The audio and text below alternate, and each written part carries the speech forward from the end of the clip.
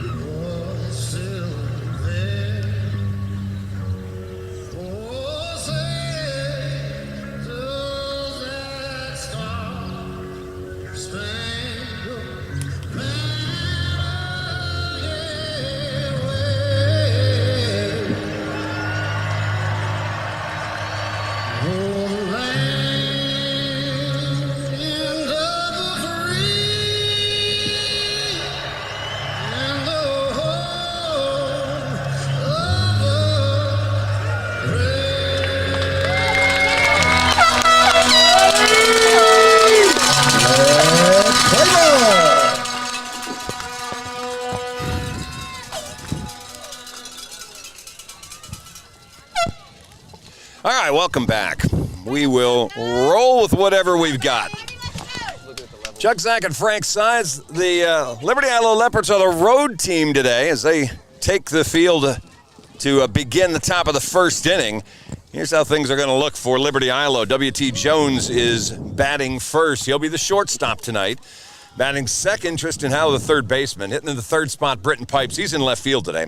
Eli Jarvis is the first baseman. He's going to bat in the cleanup spot. It'll be Cam Gamble batting fifth. He's pitching tonight.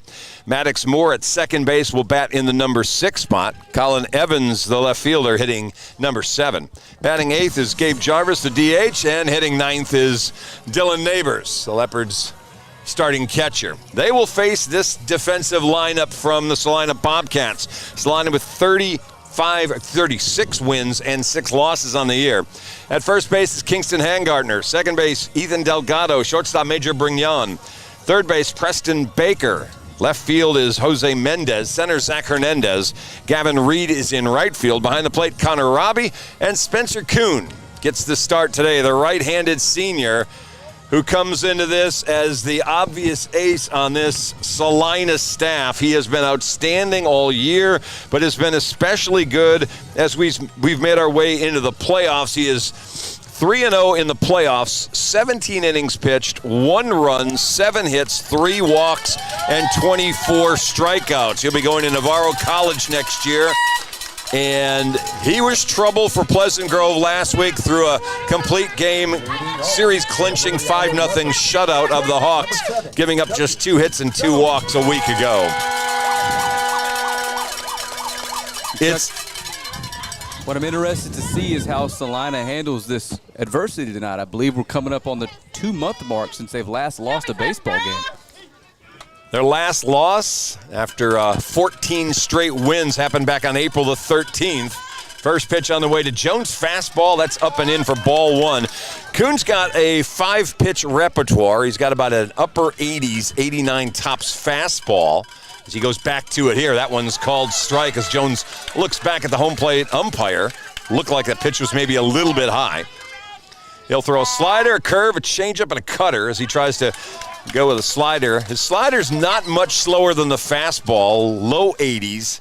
He misses high and outside. So the count's 2-1 to Jones. Fastball, and he blows it by a swinging Jones to make it a 2-2 count. For the Leopards this week, getting ready for Kuhn, you got to turn up the batting machine back at Liberty-Eylau. Kuhn, the right-hander, delivers. Fastball misses a little bit up again, and it's 3 balls and 2 strikes to W.T. Jones. And this is what they look like. This is Division I stuff. Jones 2 for 4 last night, couple of RBIs. Ground ball, this is toward Brignon, it's short. He's got it near the bag, his throw is on time, and there's the first out of the ball game as WT grounds out to open things. Good at bat by WT to start the game off. Saw a lot of what he's got to offer tonight, put the ball in play and put a little pressure on the defense early. You're gonna get help from the fastball because he's throwing so hard. If you get solid contact, that ball's gonna fly on you. Right field playing a little shallow, it feels like, as Gavin Reed in a bit. Tristan Howe sees the first pitch, and that's a breaking ball in there for strike 1. What little breeze there is tonight blowing directly out to center field. 1 for 2 last night. Fastball misses outside. Quickly, it's a ball and a strike. 81 degrees, but it feels a lot hotter. We've been used to those 60s from yesterday. This one back into the zone, knee-high fastball, and the count's 1 ball, 2 strikes. And if nothing else, Spencer Kuhn likes to work fast, get it, throw it. And he has so far been that way against the top of the Leopard lineup. Here's the 1-2 delivery. Ground ball, this one toward third. Big hop for Baker. Throw across on the money, and there's out number 2. Looked like a 1-2 curveball that broke back into the top of the zone. Good job by Hal there putting that in play. Usually at this level, you're going to see a guy with a good fastball, and the other stuff may not be so good. That's not the case with Kuhn. And as I said, he's got 5 pitches, according to Brenton Clark, who I talked to on Monday of this week, or Tuesday this week, and he basically said he throws a bunch of different stuff. Britton pipes in now. Pipes first pitch fastball wide of third base for strike 1. Craig Jones coaching over in that box. Ricky Rushing on the first base side. And seeing a kid at this level that can command 5 different pitches is extraordinarily rare. There's the 0-1. That one he went off speed and it drops in there for strike 2. Leopards in their road uniforms, the red with the white pinstripes. Celina with their whites and what looks like a black pinstripe with their orange trim. Breaking ball, another ground ball. Brignon, another easy play. Got time to make the throw. And by a half step, throws up Britton Pipe. So a quick 3 ground ball top of the first. No runs, no hits, nobody left on. Bottom of the inning coming up. We're scoreless here on News Talk 107.1 and Texarkana Game Day. My name is Doug Willett. I own M&M Tire and Auto Center. We've been here for over 40 years. We're just a mom and pop place. We service any type of vehicle that you can think of. We do front end alignments. We've got the best front end alignment machine guys here. And we also do AC work for the new Freon, which is the 1234 FY. We do that too. Plus tires. Now that's the major thing. Cooper Tire employees, we're really special with them. We give you 15% off, plus also you get your Goodyear employee refunds back on your tires, which is great for you. Extra value is what you get when you buy from Doug Willett. Don't worry, my guys will take care of you too. We'd like to thank Lynn Pierce of Exit Realty Unlimited for sponsoring today's game. Lynn is a retired Sergeant Texas Highway Patrolman, a licensed real estate agent in both Texas and Arkansas, and of the Notary Public. Lynn is also a member of the TASO chapter of this area. And so we'd like to thank Lynn for his sponsorship of this game and helping bring this coverage of Liberty-Eylau. Before All right, welcome back. Bottom of the first inning, live from beautiful Winsboro, Texas. They've been great hosts for the last couple of weeks. Their field, a turf field, with all the rain we got yesterday in perfect shape. That's the beauty of having a turf field. Yeah, seems like they built this one on top of a giant sponge.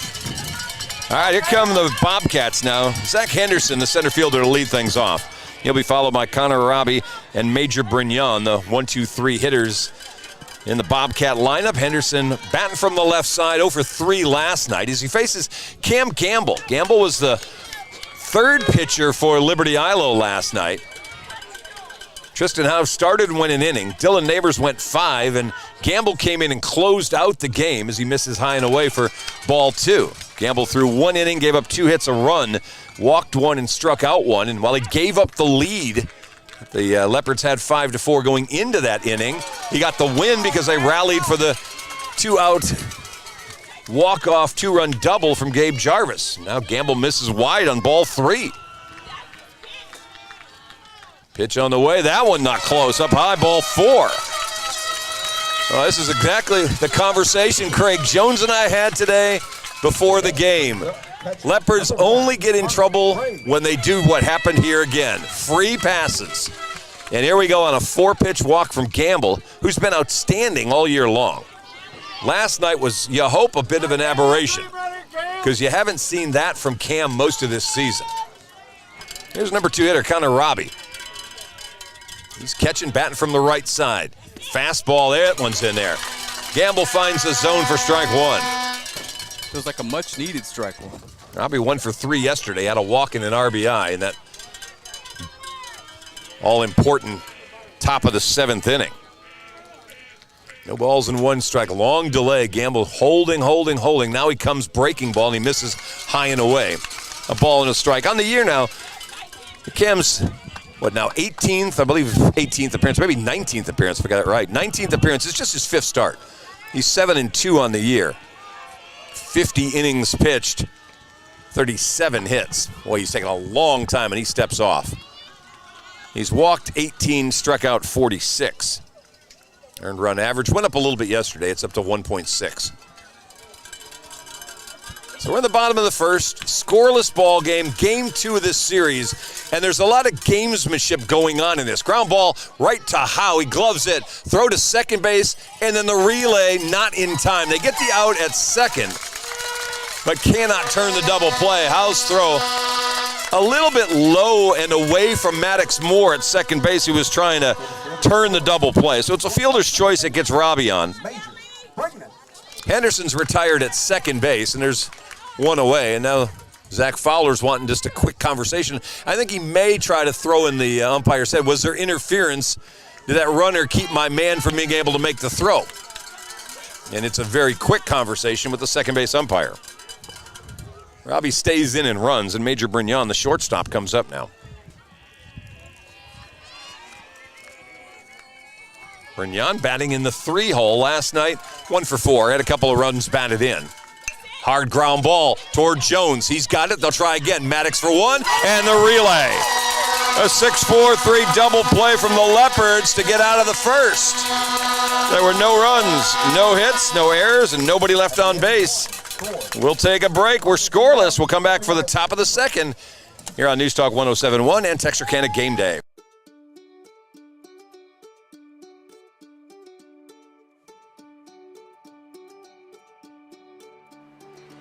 Life is busy, and we get it. The State Bank mobile app was designed to make banking more convenient for you. Check account activity, make transfers, pay bills, and manage your debit card in a snap. You can deposit checks from the convenience of your home or wherever life lands you. The State Bank app lets you organize your accounts, manage alerts, and easily email our customer service experts. Now that you have State Bank at your fingertips, you can spend more time doing what's important to you.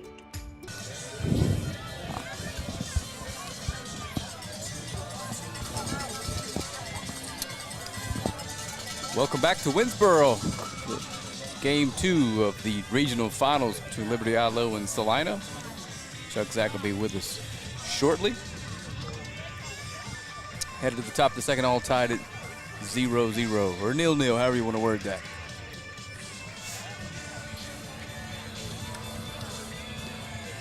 All right, well, welcome back.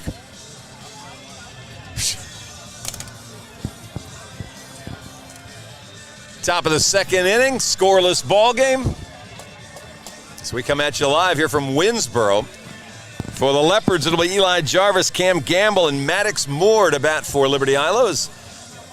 They get a very big boost defensively thanks to that inning-ending double play. They got a couple of those last night that got out of early trouble. They got one here in the first inning that does the exact same thing. Talked about it all night last night, their ability to keep the dam from breaking. Leading on the top of the second for the Liberty-Eylau Leopards. First baseman, number 18, Eli. All right, so it'll be Eli Jarvis leading things off. Jarvis on the season, a .380 hitter. He'll come in today after a 1 for 4 day, 2 RBIs yesterday. And first pitch he sees from Spencer Kuhn, fastball. And he tried to check the swing and did not, and it's strike 1.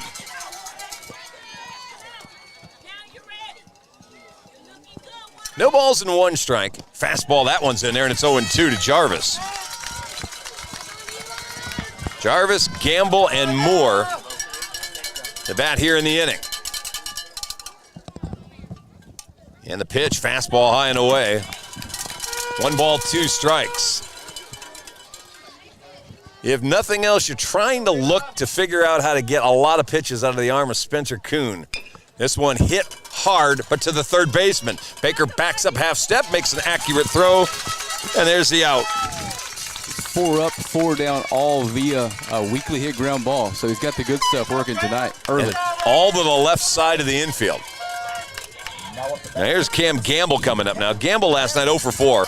He had 1 strikeout. Leopards had 7 runs and 7 hits and 7 strikeouts and 7 walks last night. Wow. If you get the lottery and play 7s, you got a good chance. Breaking ball, that's a good slider for strike 1. And if he can throw that one for strikes, you got all kinds of problems with a bat in your hand. There's the pitch, goes back to another off speed. This one doesn't bite. Stays up and in for a ball. 1 ball, 1 strike. With the humidity we've got today, you kind of figure he's going to get a little more bite on these breaking balls. Fastball, that one's a BB in there for a called strike. And it's 1-2. And it may take the Leopards once all the way around to get comfortable with Spencer Kuhn's speed. Absolutely. You can't guess cutter if you haven't seen it. This one grounded foul. They've got the count on the board as 2 balls and 2 strikes. I think it's, 1-2. So it's 1 ball, 2 strikes. Gamble's in the hole. Scoreless ball game as we play in the top of the 2nd. Fastball, got a piece of it off the handle. It's a slow roller. Delgado's got a bare hand, and they'll throw out Gamble, who had to run from the right side batter's box. And it's the 5th consecutive ground out in the infield for the Leopards. And there's 2 away here in the 2nd. 100% ground ball rate, and we're at 8. Is that correct? 8 pitches? There's no way that's correct. That's Gamble. That's Gamble. 22 for Spencer Kuhn. Sorry, I had to run to the truck to grab a hat, so I missed how the Liberty-Eylau, the top half, or the bottom half ended. All right, so Kuhn resets himself as Maddox Moore comes in. Moore 1 for 4 yesterday. He had a couple of strikeouts against the combination of Brady Brokel and Evan Rice, and the first pitch he sees is a strike. That's been the key for Kuhn. He's getting ahead of the kit of hitters, and then he's working out of his count. Misses low, and it's a ball and a strike. And for those of you that couldn't make the trip, the weather said 72 and overcast, and we get 85, sunny and humid. Yeah. 1-1 fastball, got a piece of it. He tops it. It's a ball that's going to just go foul at the last second. Baker made a real smart play after what looked like was going to be a real questionable play. He charged on it, and if he had touched it, that ball's live. But it had such spin on it, he decided to let it go 1 more bounce, and with that 1 more bounce, it rolled foul, and Moore's got to come back after running all the way down to first base with a 1-2 count. And if that doesn't roll foul, you've got a runner on second. There's no way the catcher was going to get to that ball and get it to second before Moore reaches. So 1-2 the count. Kuhn goes back to the breaking ball. Another grounder, this one right to the pitcher as he lobs it to first base to retire the side. So 6 up, 6 down, all grounders. We're still scoreless. Coming back for the bottom of the 2nd. Here on News Talk 107.1 and Texarkana Game Day. Craving Tex-Mex that tastes like home? Look no further than Tamales Mexican Kitchen. Family owned and operated since 1992, we bring Texarkana the freshest flavors this side of the border. We use only the highest quality ingredients with fresh vegetables chopped daily. Our salsa is made from scratch with steam-peeled Roma tomatoes for a taste that explodes with flavor. We don't settle for anything less than USDA All-American meats, like our signature skirt steak fajitas. Every dish is made with love, from our kitchen to your table. Make Tamales your go-to spot for Taco Tuesdays, Enchilada Wednesdays, or any day you're craving a taste of home. Tamales Mexican Kitchen. Real, fresh Tex-Mex, tastes like home. We'd like to thank our game sponsor for helping make this game possible and bring it to y'all live. We'd like to thank Giles Body Shop, Brighter Tomorrow Foundation, R&R Crawfish and Fish Market, Mary Maids, the Design Center at Red River Lumber, C&D Mechanical, Legacy and Holiday Cleaners, Kelly Eves Remax Preferred, Davis Lumber and Hardware, Custom Car Care, Star International, and Autotech. Again, thank you to these sponsors for help making this coverage. Scoreless ball game as we start the bottom of inning number 2. 4, 5, and 6 hitters coming up for Celina here in their part of the inning. Kingston Handgartner, Preston Baker, and Spencer Kuhn. First baseman, third baseman, and pitcher. To face Cam Gamble, right-handed hitting Handgartner. first batter, and he swings and gets just a piece of that for strike one. Handgartner yesterday 0 for 2 with a couple of walks.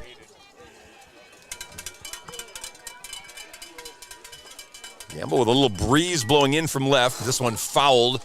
Two-hopper just wide of the Celina dugout. Third base side, and the count's 0-2 now. Cam walked the leadoff man, got a force-out ground out, and then a double play ball, and he goes off speed, and oh my goodness, he has Handgartner waving at it for the first out of the second inning. Now, sorry about that, Chuck. Now we're getting the good Cam Gamble. It's important for Gamble to find his groove while the Leopards try to figure out Spencer Kuhn. It really is. He can't get behind 3-4-0. If he can keep him in this and they get a chance to see Kuhn a second time, Liberty-Eilau's got a very good chance. This one lifted to left. It's chasing back Britton Pipes. He's got room, however, and he'll make the catch in deep left field for the second out of the inning. That's a perfect example of how this humidity and wind blowing out is going to have these balls carrying further than they normally would. That should not have been a fly ball to the wall. Gamble last night threw a total of 16 pitches. So he's got almost all 110 to play with in game two. Here's Spencer Kuhn now. Kuhn hitting from the left side. Last night, Kuhn 1 for 4 with a run scored. First pitch that he sees is a little bit inside for a ball. Absolutely. In other words, the long ball could be a factor tonight. This one, ground ball right back to Gamble, protects his face, gets the ball underhands at the first, and what you can do, we can do. 3 up, 3 down for the Bobcats in the second. We'll start the top of the third when we come back in 60 seconds here on News Talk 107.1 and Texarkana Game Day. Whether you're looking for a new or pre-owned car, truck, or SUV, or maybe a new or pre-owned boat or RV, care for a car wash, had a fender bender, or you need service on your vehicle, boat, or RV, we have it all when you let us exceed your expectations at Greg Orr Auto, Marine, and RV in Shreveport, Texarkana, and Ashdown. Shop hassle-free and always be treated like family while choosing from our sensational selection. In Shreveport, visit Orr Acura, or BMW, or Cadillac, or Infiniti, and the Greg Orr Pre-Owned Supercenter. In Texarkana, Mercedes-Benz of Texarkana, Classic Buick GMC, Classic Cadillac, Classic Chrysler Dodge Jeep Ram, Classic Kia, Classic Mazda, Classic Pre-Owned, The Classic Car Wash, Greg Orr Marine and RV, Greg Orr Collision, and Classic Chevrolet in Ashdown. Or visit gregorrauto.com. Alrighty, we're back at the top of the third. All right, welcome back. Top of the third inning. Scoreless ball game here at Winsboro. Chuck, Zach, and Frank Sides live from Winsboro, Texas. It's game 2 of the regional finals. We've already got one finalist going to Austin, and that's Spring Hill. The Panthers eliminated defending champion China Springs, beating them on Thursday, on Wednesday, 4-0. And then today, an early afternoon start, Spring Hill 4, China Springs 2. So the defending champs are out. Spring Hill will represent Region 3 in Austin in the state semifinals on Wednesday. Colin Evans to lead things off for Liberty-Eylau. As we get rolling here in the top of the third, it'll be Evans, Jarvis, and Neighbors, the 7, 8, 9 hitters. In the other series, Cal Allen will take on Borney today. Borney with a 3-1 loss to Cal Allen in Game 1. So Cal Allen with a chance to advance, pitched low ball too. And in Region 1, they're tied up at a game apiece. Stephenville with a win today over Canyon 5-3. So they'll have Game 3 this evening. That one misses outside, ball 3. And this young man had the at-bat of the night last night with the game on the line, spit on a couple 2-strike changeups, made his way to first and scored the winning run. And a pitch to him. Fastball misses low and inside. Leopards have their first base runner as Colin Evans walks to lead off the inning. He had 3 walks yesterday.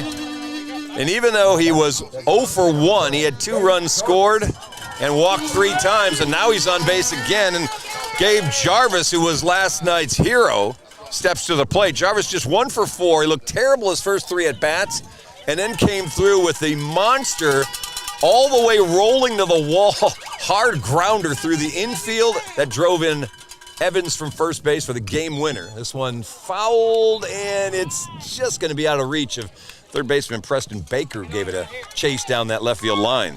Jarvis did what you do there.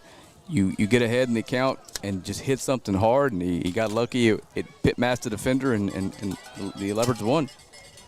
He had Will Tipton at second. He had Colin Evans at first. His ball just kept rolling, and neither Henderson out in center or Reed out in right could get to it before those two guys ran around and scored. It's 0-1. He shows bunt, and he bunts it up foul into the screen. And counts now no balls and 2 strikes to Gabe Jarvis. Not pleased with himself. You've got a pitcher on the mound that throws 5 pitches. He threw a fastball, and you couldn't get the bunt down on the easy one. So let's see if he can put something in play here. Gabe hitting .301 this year. DHing tonight. He's hitting for Hagen Power spot out in right field. Here's the 0-2. Fastball, waved at it. They've got just a little piece of that to stay alive. That's really a late swing, just trying to make some contact, but he does. He foul tips it, so it's still no balls and 2 strikes. Evans the runner at first. Dylan Neighbors is the on-deck hitter. Scoreless, top of the third. Yesterday's game drug on. This one's flying. Fastball topped this one. Ground ball toward third. Baker's only going to have to throw across the infield, and not in time. Jarvis hustled down the line and beats it out. And you love to bat from the left side. It's that extra 2-step advantage, and Jarvis beat it out, and Baker had no play other than there. He had to wait on that slow chopper. He made a great throw, but just not fast enough. So Evans moves to second. Jarvis is at first, and here's Neighbors coming up to the plate. Here comes a little pressure situation, and if you're Fowler, what do? If you bunt and get the runners over, it essentially absolutely takes the bat out of WT hands. No sensible coach is going to pitch to him. Let's see what coach decides to do. Neighbors 1 for 2 yesterday with a base on balls. His spot scored twice. He does show bunt. Pulls it back, and he looks at strike 1. Taps himself on his helmet. It's usually the sign of I messed that up. Dylan was a hero yesterday. 5 innings, gave up just 1 run when it looked like the Leopards may be in huge trouble early. Shows bunt again. This time he puts it down. Baker's got only the play to first base. He'll make that. And the runners move up on the sacrifice. And now W.T. Jones either is going to have a chance or he's going to walk down to first base. What do you do here? I've seen enough to W.T. to know you can't let this young man swing the bat right here. You just can't. See, you and I may agree on that, but if I'm Troy McCartney, I may think I got the ace who can deal with him, but instead, indeed, they put him on first base, so it's up to Tristan Howe with the intentional base on balls. So it's 2 walks in the inning, 1 on 4 pitches to Evans, 1 on no pitches to W.T. Jones, and here's Howe, who grounded out to third his first time up. Man, is that a tough call to make this early in a game?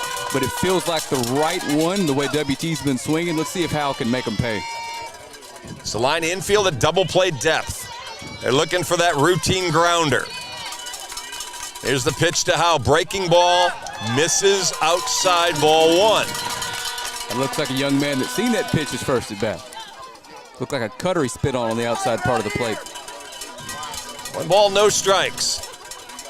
Colin Evans standing at third base. Jarvis at second. Jones at first. This one hard hit and just slices foul wide of the first base line or the right field line. If that one is fair, it's 3-0. Absolutely would have cleared the bases. WT's already almost a third. That's right. He may lap Jarvis. 1 ball, 1 strike. Oh. And it was possible because Handgartner's playing off the bag at first, obviously, and inside the bag. So if he doesn't have quick enough reaction, you got nothing. The infield's a double play depth. They're gonna give up the run for 2 outs here. Misses low, 2-1. And there's 1 out. My bad. Of course they are.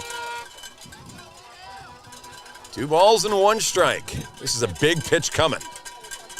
Spencer Kuhn got bases loaded, 1 out. Fastball, he goes to his number 1 and fires it right in there.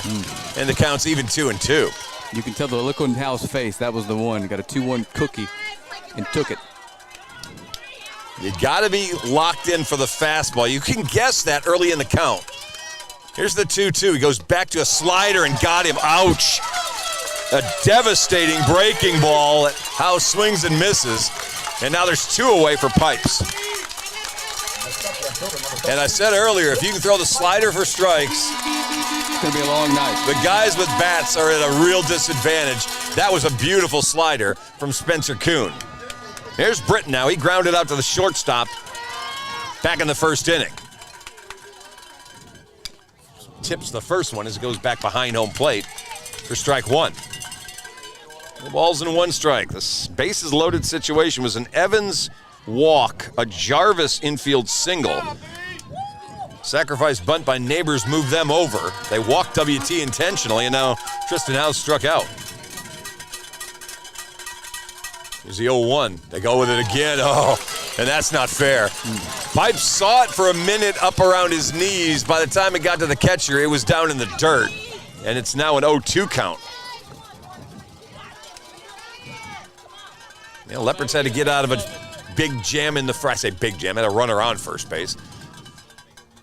They go with it again. He fouls it back to the screen. If nothing else, Pipes getting to see it a couple times. Seen one up, seen one down. Has a little bit better idea of it now. Yeah, that last slider up with his eye level set. I think if you come back with a heater up in the zone, Pipes has no shot. Yeah, with 0-2, it's Spencer Kuhn's preference, whatever he wants. Goes with the heat, blows it by, but just got a piece of it, did Pipes. It's actually fortunate for Celina he did, because that would have scored a run, and Britton would have been on first base on a dropped 3rd strike. I think he tried to go upstairs with that one, just missed a tad. Still 0-2. Britton from the right side ready. Pitch on the way. Another one down in the dirt. Got him with a second one of those low sliders. Coons with the bases loaded strikes out Howe and Pipes to end the inning. No runs. There was 1 hit and 3 men left on base. Still a scoreless ball game. We're coming back for the bottom of the 3rd when we return here on News Talk 107.1 and Texarkana Game Day. Texar is a community-first credit union which has served members in and around the Texarkana area since 1951. Having 3 offices and employing almost 100 people, today Texar serves citizens of Cass, Bowie, Little River, Miller, Red River, and Lamar counties. Through the years, we've had many different names. From our humble beginnings as Bowie County Teachers Credit Union to where we are today. We are honored to offer our members quality service with exceptional products. We also take pride in staying one step ahead when it comes to introducing the latest and greatest in banking technology. From personal to commercial banking. And turning houses into homes. We believe in banking made easy. To make life easier for you.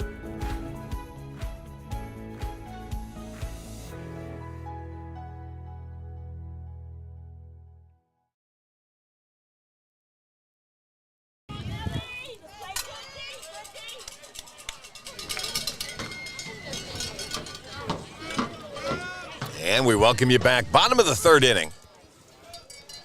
Scoreless ball game. Cam Gamble on the mound. He'll face Gavin Reed, Ethan Delgado, and Jose Mendez. 7, 8, 9 hitters for the Celina Bobcats. Gamble set. First pitch. Fastball. Got it in there for a called strike on the, a swinging strike to Gavin Reed. Reed last night 2 for 3, had a double, single, scored a run, knocked in a couple. And he swings through another one. It's 0-2. Gamble, who did not look comfortable at all on the mound last night, looks like he's figured out his comfort zone so far in the first 3 innings of this one. 0-2 pitch, goes fastball up and out. And it's ball 1. Gamble just one of 3 seniors on the Leopard squad. Hagen Power in right field is 1. W.T. Jones at short's the other. And then there's Gamble. Fastball fouled out of play. And it stays 1 ball, 2 strikes. Gamble's breezed through the first 6 outs. And this one at 18 pitches, it almost feels like he's about where he would total on a normal outing combined with last night's pitches. Here's the 1-2. Got this one hard, hit the center, and he'll drop in front of Colin Evans for a leadoff single from Gavin Reed. You hate that because he kind of threw it a little fat. with a 1-ball, 2-strike count, you can afford to nibble and not throw a fat fastball, and he threw one fat, and he had to pay for it. Gavin Reed smacked it right into center field. There's Ethan Delgado now, second baseman. We'll see if they ask him to bunt. Delgado 0 for 2 with a walk yesterday. Right-handed batter. Started moving his hands up the bat, and sure enough, he shows bunt and bunts it right back to Gamble. They'll make the play to first only and take the out there. Celina pulls off the sacrifice and moves Reed into scoring position. And that gives us to Jose Mendez. Mendez, who I was told this afternoon, leads the area being Dallas-Fort Worth area, in hit by pitches. He got 2 of them last night on 2 pitches. Hit on the foot both times and then walked in the 7th on 4 pitches. And there's nothing about his stance that jumps out to you that would suggest that. He's obviously got a smallish zone. He swings at this one, lifts it to center. Evans drifting to his right. He's got a lot of room. He'll make the catch. And it's 1 pitch, 1 out.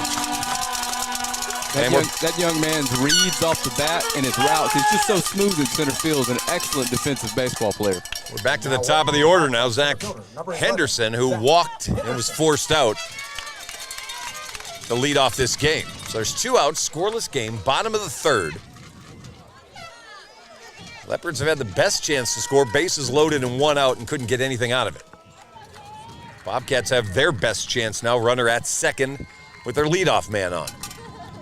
Or up, rather. And here's the pitch to him. Misses just a little wide to the left-hander. It's ball 1. I believe he walked on 4 pitches to begin the game. Yeah, Gamble looked like he was struggling. Since then, he's kind of locked in. 1 ball, no strikes. Goes high again. I don't know if he's being uber careful with Henderson, rather, or if he's just missing a little bit here. The only batter he doesn't look like he has his release point with so far tonight. Well, that's true. He's got some big hitters coming. He really needs to get out of this. Ooh. Swing and a miss. And the count's 2-1. That was not a single up the middle swing there. That was a crooked number swing. I don't know that Henderson's got that kind of power. It's 320 down the line, so if you yank it, it's not a long porch, but it juts out in a hurry to 370 in the power alleys, 362 to center. This one smacked over the head of W.T. Jones. Evans has it. He's got a good arm, and he's going to throw this one to the plate, and not in time. It gets cut off by 3 different Leopards. And as a result, it's 1-0 Celina as the leadoff man does get a hit.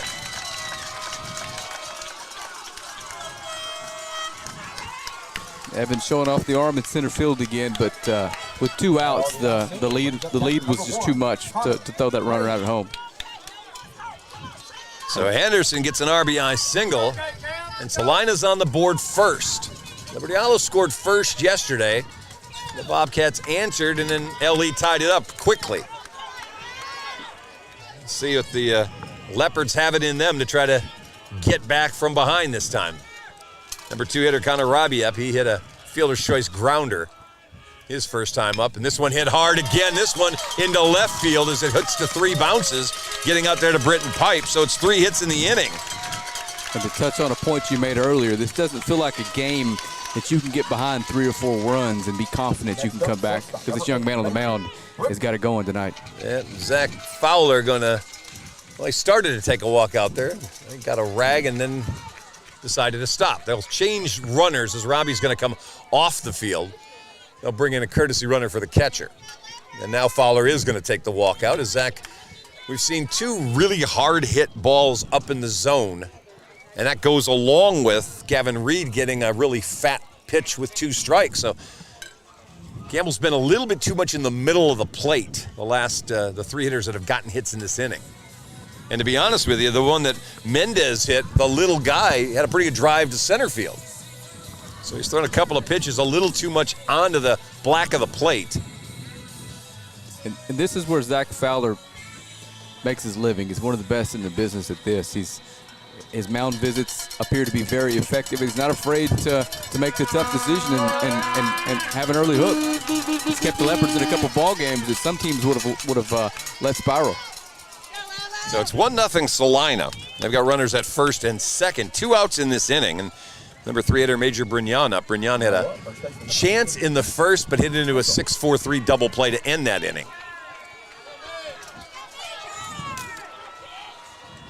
Cam Gamble taking a long look out of the stretch. Boy, he goes off speed, low and away, and Brignon hacks at one for strike 1. This feels like a huge, huge moment early in this ball game. If we can get out of this jam only down a run, it's a huge win. Brignon hit into a double play yesterday as well. So 2 games, 2 6-4-3 double plays. Here's the 0-1. This one lifted foul into the stands behind us. And it counts 0-2 now. So again, we're back to that spot where if you're Gamble, you don't have to throw one in the middle of the plate. Sure, you can't get lazy with a waste pitch. If you're going to waste it, waste it. Got to be careful. You don't want to throw it by neighbors. Gamble's pitch comes back fat, right in the middle of the plate, and this one's going to the wall. 1 run scores. Second one's going to be waved around. Brignon's around second base. He will head into third with a sliding 2-run triple, and the Bobcats take a 3-0 lead. Yeah, it looked like he tried to throw a breaking ball in 0-2 and just didn't get on top of it, left it a spinner right in the middle of the plate, and it was smashed to the right center field gap. Gamble's been very good this year about not doing what we've seen this inning. He has just today seemed to be a little bit too dependent on trying to throw it right over the plate as opposed to nibbling up, down, in, out.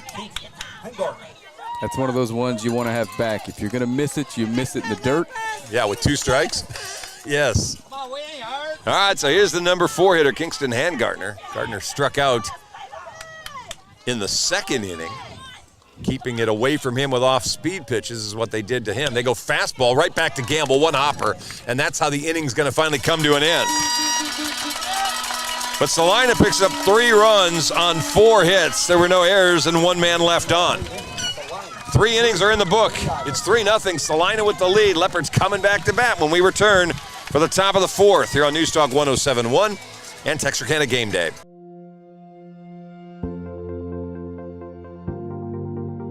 We are excited to announce here at Texarkana Emergency Center and Hospital that we have expanded our capabilities to better serve our community.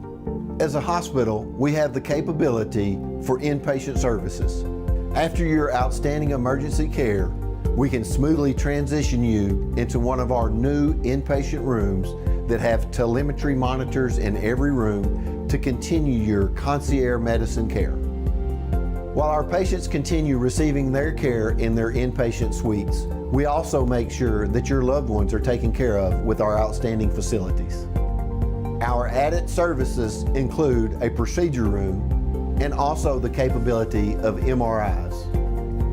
With our imaging, we are able to offer outpatient, inpatient, and emergency room, MRI, CT, ultrasound, and X-ray. We are honored by your support and look forward to serving all your future medical needs.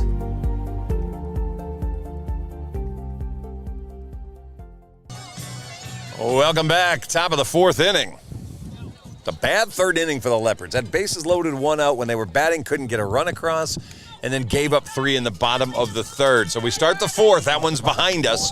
Eli Jarvis, Cam Gamble, and Maddox Moore to face Spencer Kuhn. Celina's ace, his brother, 6'7" Campbell Coons, freshman at Austin College. Didn't play this year, but he will definitely get on the field next year, you think. Did you say 6'7"? 6'7". First pitch, fastball high for ball 1. This one fouled off left field side, and it's 1 ball, 1 strike to Eli, who grounded out to the 3rd baseman in his first at bat. And if this young man had been blessed with a couple of those inches, he'd be truly terrifying. Yeah. There's the 1-1, back with a heater inside for a ball. It's 2 balls and 1 strike. It's been a rough year for the Kuhn family. Here's the 2-1 pitch, that one inside. September 23rd, Spencer's father passed away. who'd been a big part of the last several years. We saw him a few years ago when Liberty-Eylau and Celina met 2 years ago in the playoffs. Fastball in there for a called strike, and the count's 3 balls and 2 strikes. In fact, they are did name their baseball field press box, the Will Kuhn Memorial Press Box. Fastball misses wide, and Jarvis leads off the 4th with a base on balls. And that's the 3rd one given up by Spencer today. This is a spot, had this game remained 1-0, you might see a bunt here, but we've got to play for the big inning, Chuck, from this point forward. See, you're going to say that, and I'm going to disagree and say I don't think the Leopards change who they are. I think they're going to bunt anyway and try to get one back. You're probably right. No, I may not be. I defer to you on all things sports. Gamble swings, first pitch, trying to dump it into right. Instead, it's caught on the line by Gavin Reed out there, and he just plays so shallow out in right field that punching it that way just does not work. Reed's specialty looks like is playing shallow and coming up and stealing singles. For a moment, looked like we might have a ball that was going to drop, but had just a tad too much backspin on it. Maddox Moore coming up now. Moore grounded out to the pitcher. Back in the 2nd inning. 1 out in the 4th, 3-0 Bobcats. And really, Zach Fowler playing a little game of chicken, I guess, if you will. And we'll talk about it here in just a sec. Kuhn ready. Here's the pitch to Moore. Breaking ball misses.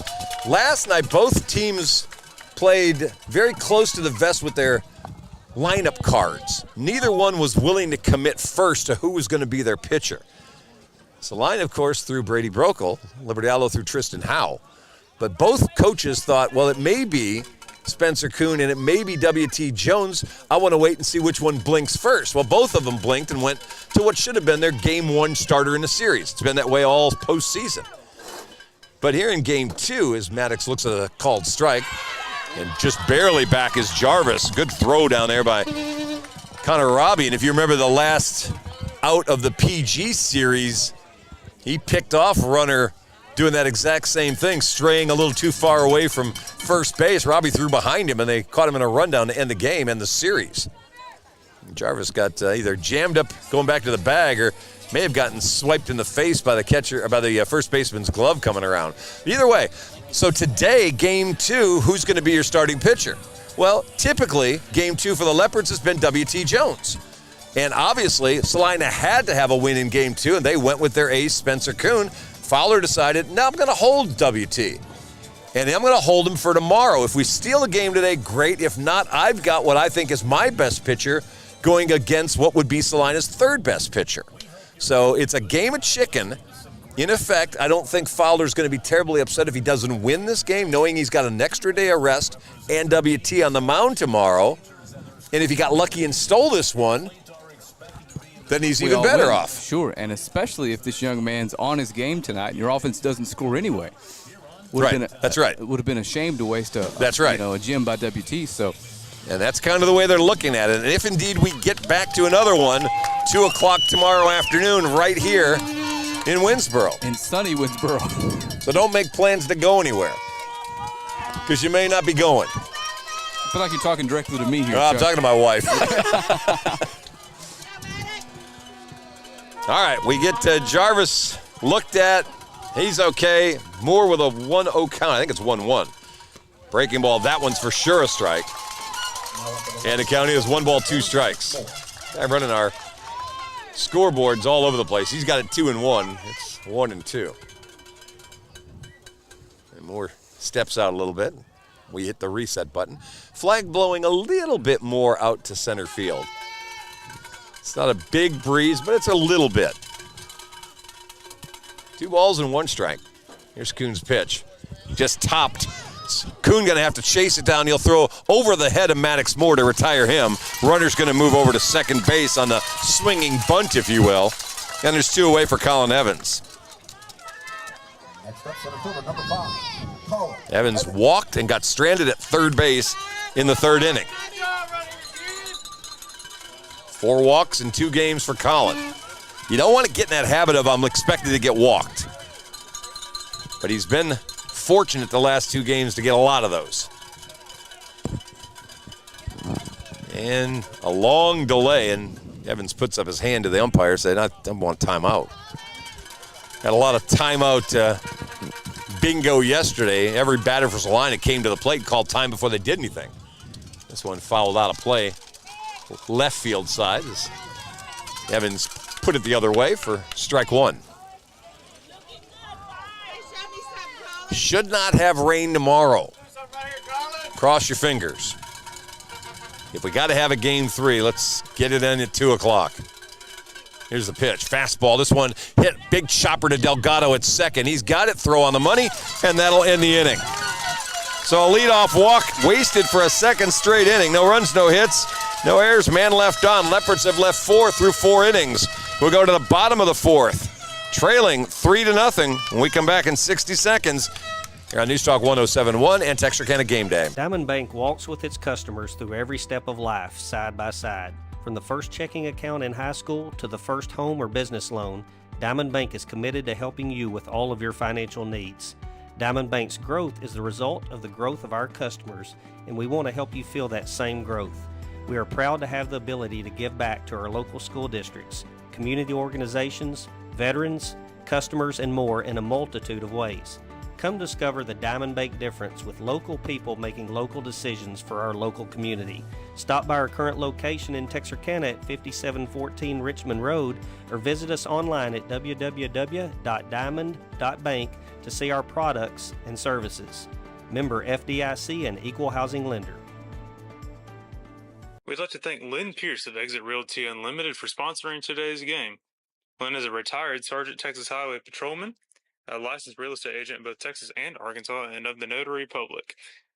Lynn is also a member of the TASO chapter of this area, and so we'd like to thank Lynn for his sponsorship of this game and helping bring this coverage of Liberty-Eylau baseball. And welcome back. Check Zach Frank's sides here on News Talk 107.1, Texarkana Game Day, as we start the bottom of the 4th with Preston Baker leading things off. He'll be followed by Spencer Kuhn and Gavin Reed. We're in the middle of the lineup, 5, 6, 7 hitters. First pitch from Cam Gamble misses low and outside for ball 1. Gamble threw 3 innings, only thrown 31 pitches. But he trails 3-0. Gets that one on the outside part of the plate for a strike. Baker flew out to left field, deep to left field his first time up.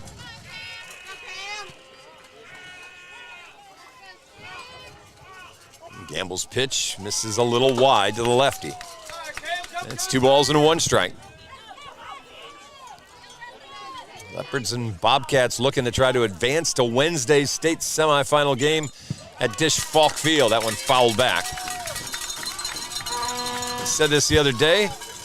There have only been 4 teams that have come out of this region since 2006. 9 times Pleasant Grove, 4 times Argyle, 3 times Liberty-Eylau, and 1 Celina.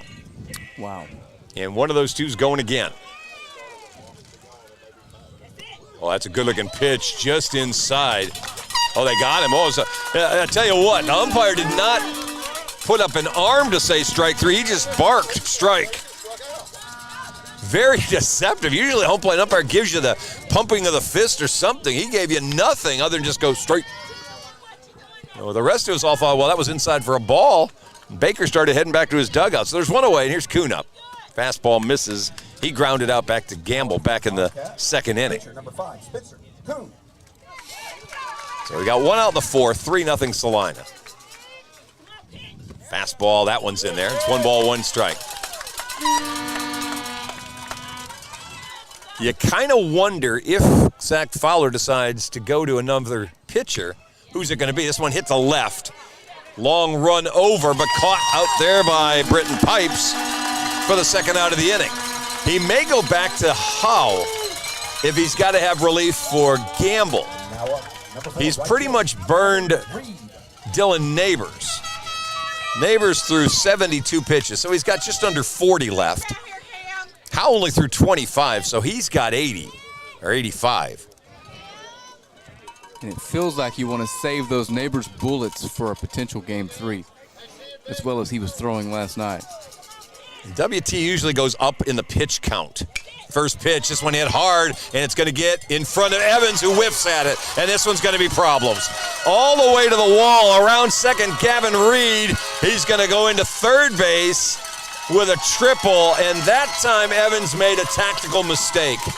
Normally, we see probably once a game he tries to dive for a ball. He got into position to think about diving, and then last second didn't. And it skipped right by him and all the way to the wall.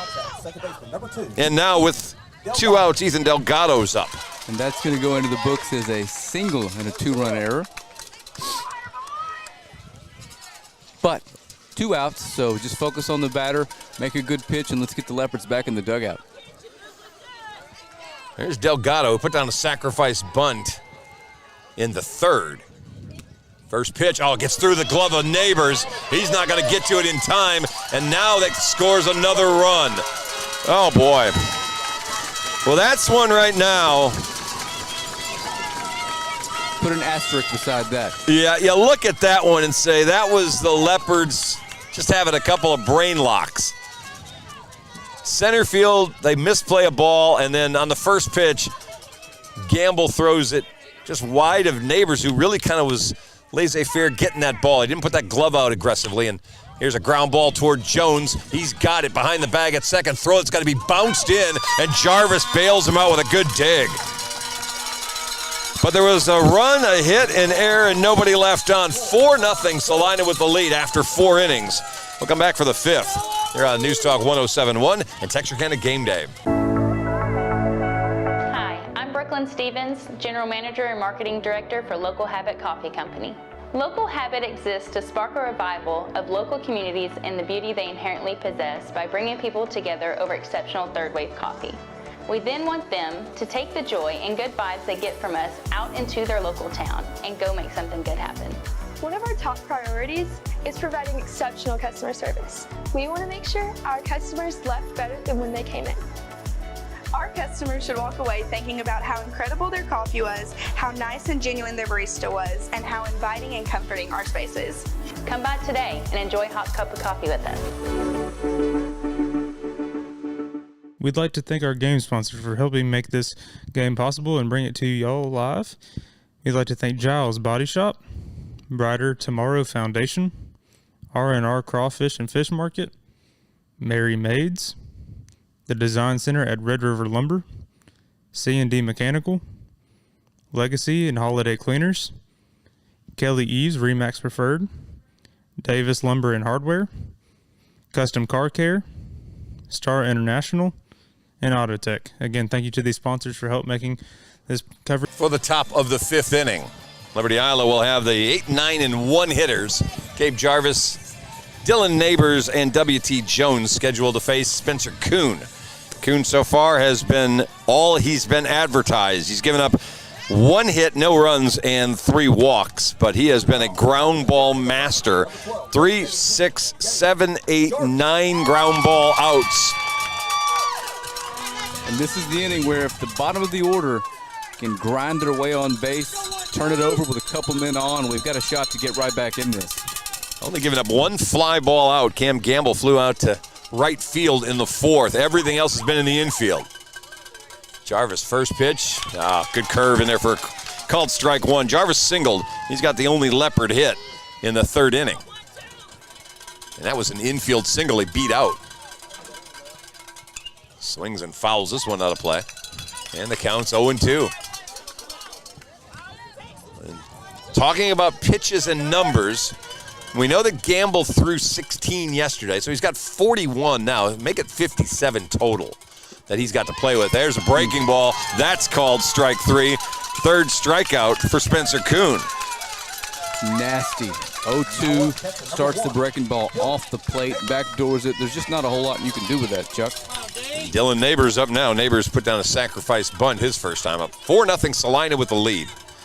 It's game 2 of this best-of-3 series. Leopards won 7-6 last night. Number 1 team in the state. The Bobcats trying to even up this series and force a game 3 tomorrow. Don't want to overuse a phrase, but you just got to tip your cap there. All right, Kuhn ready. Fastball in there. He's not thrown a ton of fastballs the last couple innings. He's gone a lot to the breaking stuff. He started the game with heat. Moved to breaking balls, And now he's kind of mixing the two in. This one topped, and it's off the leg of Neighbors for a foul ball. 1 ball, 2 strikes. WT waiting on deck. 4 runs on the books. 3 looked hard. 4 looks really tough against this guy who's given up just 1 run in the playoffs so far. That was to Kennedale. Shutout Godley, shutout PG, shutout Wilmer Hutchins. And shutout China Springs. You want that on top of it, too. Before we started the playoffs, he threw a 7-inning shutout, striking out 9 and walking none against China Springs. And there's a swing and a miss, and that's strikeout number 4 as Neighbors goes down. So there's 2 outs, and we're back to the top of the order here in the 5th. W.T. Jones, we will expect will be tomorrow's Game 3 pitcher if we need him. There's Kuhn's delivery. First pitch, fastball.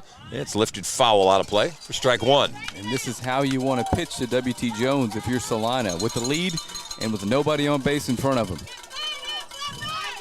If you're Jones, you're thinking about a home run. Oh, that's just not fair. There's that curve for a strike, and now it's 0-2. If they do nothing else, they got to get the pitch count up for Spencer Kuhn so they don't have to worry about him tomorrow. Swing and a miss, and that'll end it. He strikes out the side in the 5th. 5 strikeouts in the game. He's put down 6 in a row, and he takes a 4-0 lead into the bottom of the 5th. No runs for the Leopards in the top of the 5th. We'll come back 60 seconds on News Talk 107.1 and Texarkana Game Day.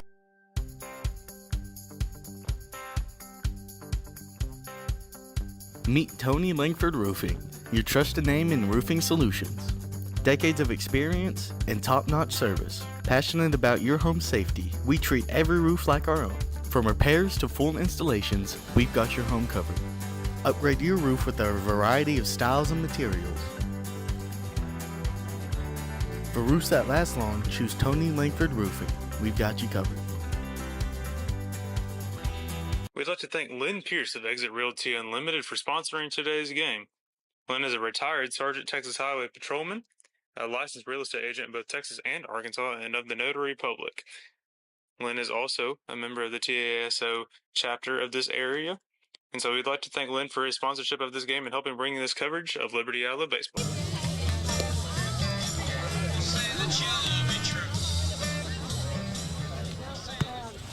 You're locked into the official station for Winsboro High School Athletics. This is game time. Ladies and gentlemen. Yeah, let's go to the bottom of the 5th inning. 4-0 Celina lead over Liberty-Eylau. It'll be 9-1-2 coming up to the plate for the Bobcats. Jose Mendez, Zach Henderson, and Connor Robbie. Mendez 0 for 1 with a pretty good fly out to center field. Bobcats with 3 runs in the 3rd, 1 more in the 4th. As we start the 5th, Spencer Kuhn just putting up zeros. Fouled out of play for strike 1. Cam Gamble's gone the whole way for the Leopards so far. Cam's given up 4 runs, 5 hits, and has walked 1. Misses wide on that one, and it's 1 ball, 1 strike. Gamble's got 2 strikeouts. Chuck, I've never wanted a cloud to move faster in my life. I know, right? That thing's been lingering for 2 hours. Just below the sun. Another ball golfed to center field and right to the glove of Colin Evans, who doesn't even have to move for out number 1. All right, Mendez is a nice little swing. As much as he gets hit by pitches, when you actually throw him in there to the zone, he's got a good swing, but he doesn't have even warning track power. He's got middle of the outfield power, and for him, it's probably a matter of he should hit the ball on the ground, not try to lift that ball up in the air. He's hitting line drives, but unfortunately, right at outfielders. Top of the order, Zach Henderson, who's walked, singled, and driven in a run. He also scored a run. First pitch to him was a ball. Second one in there for a called strike. A little bit above belt high. 1 ball, 1 strike. Gamble's thrown 46 pitches so far in this one. That one comes inside and goes all the way to the backstop. It counts 2 balls and 1 strike now to the leadoff man for the Bobcats, Zach Henderson. Henderson, one of 8 seniors in the starting lineup. That one misses wide. Ball 3. Only one who's not a senior is the right fielder, Gavin Reed. They will graduate and open up a bunch of spots for other players next year. Of course, they had a pretty big graduating class this last year, and in that class, they took some stars away. They replaced them with guys who aren't necessarily stars, but just grinders. And that's ball 4 as Gamble can't believe he missed that one. Very close on the outside part of the plate. And so Henderson's on for a 3rd time tonight. And they're back around to the power part of the order with Connor Robbie up. Robbie with a single and a run scored in the 3rd.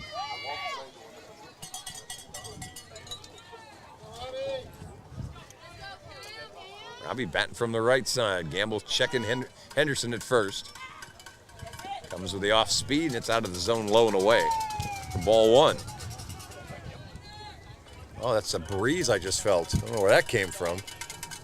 It can keep coming, though. 1 ball, no strikes. Long time out of the box for Robbie. Now he steps back in and then takes time out. Been a little cat and mouse has been going on between Bobcat batters and Leopard pitchers this whole series. Fastball grounded toward Jones. He's got it. Throw to Maddox for 1. Relay in. No, did not get it. Robbie beat it out. Look at speed from your catcher, who reaches on the fielder's choice. Henderson's forced out at first base. And that brings up Brignon, who's got a double play and a 2-run triple to his credit. And into a 6-4-3 double play to end the first, and drove in Henderson and Robbie with a triple in the 3rd.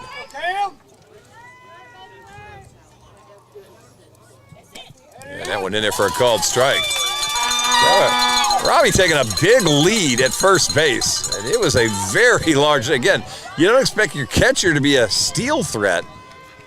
Oh, they got him leaning the wrong way, and oh, looked like he'd been picked off. He leaned the wrong way as Gamble made his move, and for just a split second, it looked like maybe they had picked off Connor Robbie. Fastball grounder, chopper toward Howe, can't get it. Neither can Jones as it goes off of him into left field, and it's an infield single for Major Brignon. That's just bad luck. Gamble did his job, got the number 3 hole hitter to ground out weakly. He just found a hole. So now they're down to the 4-hole hitter, Kingston Handgartner. 0 for 2 with a strikeout and a ground out. He's 0 for 4 in the series so far. Gamble's having to work a little extra here in the 5th. Already down 4-0, cannot give up anything else if you want to come back. Pitch on the way. This one lifted right field. Megan Powers over there. He's got room. He'll make the catch, and that'll end the inning. No runs. There was 1 hit. No errors and 2 men left on. We'll start the 6th when we come back. 4-0, Celina with the lead. You're on News Talk 107.1 and Texarkana Game Day.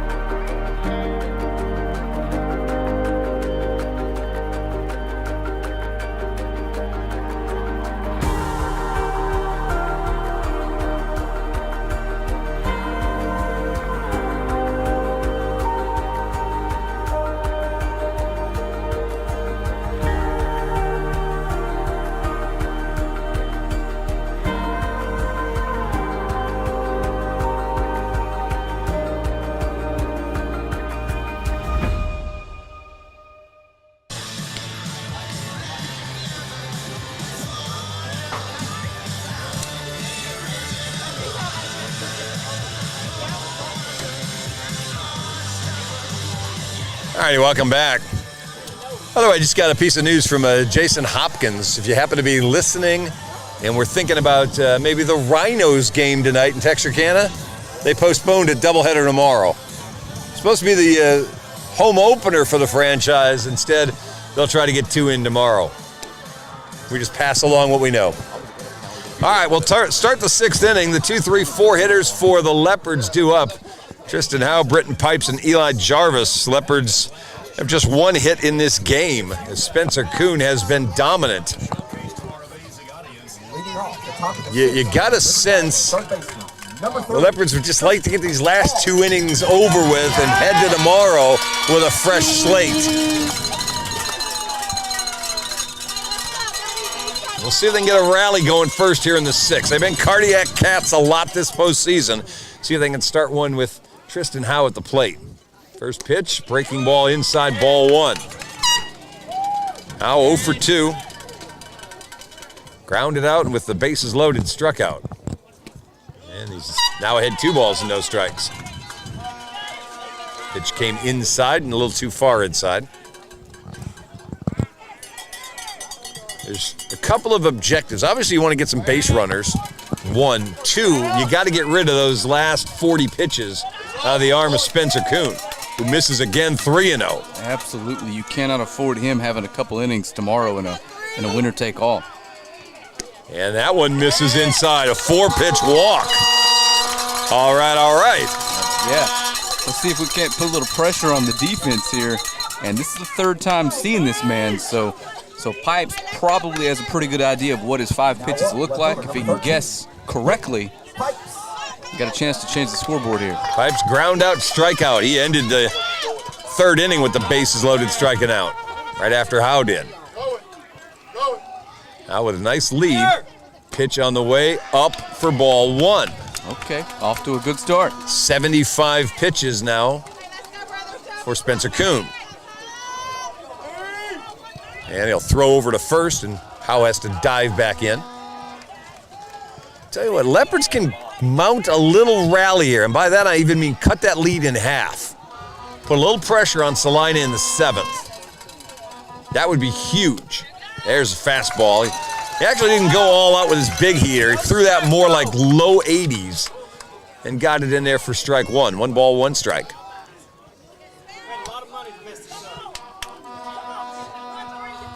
Here's the 1-1. Breaking ball wide, ball 2. Eli Jarvis waiting on deck. We're at the heart of the Leopard lineup. 2 balls and 1 strike. That one knee-high fastball. Robbie did a nice job bringing that up a little bit with the catch. Kind of flicked that wrist up, and on an outside pitch, you'd call it framing it. On that one, he kind of nudged it up into the zone, and it's 2 balls and 2 strikes to Pipes now. Big call there. 2-2 is a lot tougher than 3-1. Here's the pitch. Fastball missed wide. And whoa! Pipes looks back at home plate. That pitch looked from our vantage point, and I'll give you, I'm a little bit off center behind home plate on the left side batter's box. That pitch looked wide, but home plate called it a strike, and there's 1 out. And now a soft toss over to keep Howe close. Jarvis 0 for 1 with a walk, steps to the plate. All right, Frank, striker ball in that last one. It's going to go down as a strike in the scoreboard, scorebook. That's a line I'm not going to cross That's today. about as political an answer as you can give, but thank you very much. For me, it is, absolutely. 1 ball, no strikes. It was a ball, Chuck. Frank's running for office. It was a ball. Oh, it's too late now. You lost all the votes. You got votes from Celina, but not from I'm a professional Liberty-Eylau. fence sitter. Yeah. That one inside gets by. Did he hit Jarvis? I don't know if it hit him or not, but it got through the catcher to the backstop, and so Howe gets to move to second base on the wild pitch. It did not hit Jarvis, so the count now 2 balls, no strikes. And for the first time tonight, Kuhn looks like he might be starting to feel the heat a little bit. And as you say that, the sun gets covered up by the cloud for the first time. Nice job, Frank Sides. You've been asking for that cloud. It's going to be here for a while, it looks like. Kuhn gets it now as he's laboring just a bit here in the 6th. fastball in there for a strike, and it's 2-1. Cam Gamble waits on deck. Leopards looking for their second hit of this game. Oh, fastball up. Jarvis does a nice job to lay off. Appeal to third base that he did not go around, so it's 3-1. Chuck, I've been watching baseball a long, long time, and this umpire may have the most delayed called strike I've ever seen. Yeah. Here's the 3-1. That one, no doubter, right down the middle. It's 3-2. Jarvis a little upset of himself for taking a cookie 3-1. Yeah. Now you got to swing. Got to protect the plate. Yeah, got him with the BB.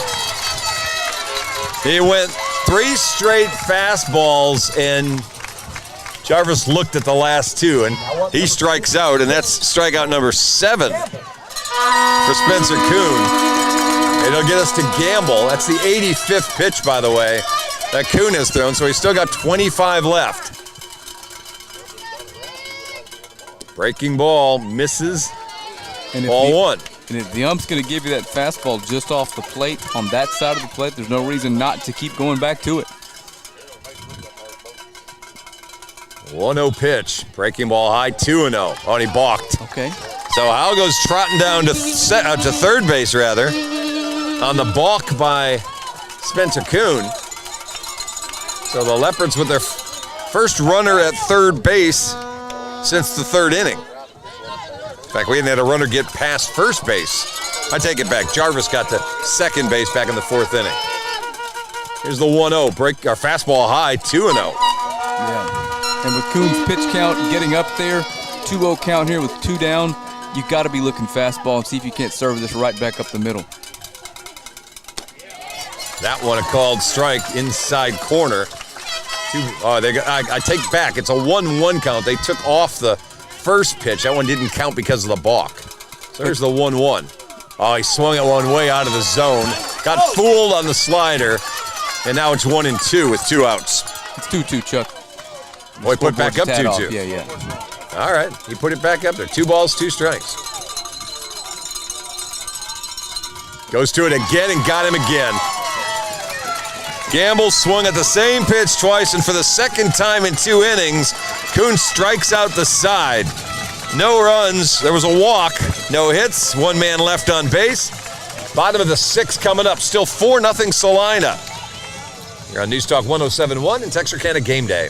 My name is Doug Willett. I own M&M Tire and Auto Center. We've been here for over 40 years. We're just a mom and pop place. We service any type of vehicle that you can think of. We do front end alignments. We've got the best front end alignment machine guys here, and we also do AC work for the new Freon, which is the 1234 FY. We do that too. Plus tires. Now that's the major thing. Cooper Tire employees, we're really special with them. We give you 15% off, plus also you get your Goodyear employee refunds back on your tires, which is great for you. Extra value is what you get when you buy from Doug Willett. Don't worry, my guys will take care of you too. We'd like to thank Lynn Pierce of Exit Realty Unlimited for sponsoring today's game. Lynn is a retired Sergeant Texas Highway Patrolman, a licensed real estate agent in both Texas and Arkansas, and of the Notary Public. Lynn is also a member of the TASO chapter of this area. And so we'd like to thank Lynn for his sponsorship of this game and helping bring this coverage of Liberty-Eylau baseball. Change as we come back for the bottom of the 6th inning. Leopards will bring Gunnar Keith to the mound as the day's over for Cam Gamble. Gamble went 5 innings, gave up 6 hits, 4 runs, 2 walks, 2 strikeouts. Keith's going to be asked to pick up one now. Pitch counts, if you're worried about that for tomorrow potentially. Gamble threw 55. He had 16 he'd thrown yesterday, so at 71 pitches, he's got 39 left for tomorrow if you need him.